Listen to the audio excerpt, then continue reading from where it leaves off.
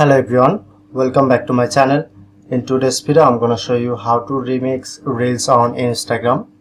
So first of all, open Instagram apps. Before start the video, make sure to subscribe our channel and hit the bell icon for more updates. So let's get started. So first of all, click on to reels option. First select your reels. Now I'm selecting these reels. Tap on to three dot. Click on to remix option.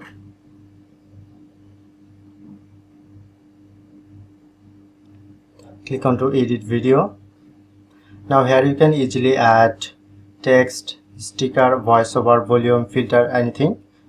Now I'm at a sticker.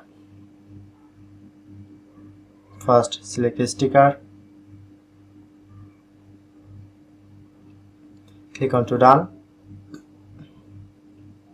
Click on this arrow icon, and if you want to share these reels, so that's how we can easily remix reels on Instagram. If in this video helpful, please hit the like button and subscribe our tutorial channel for more video.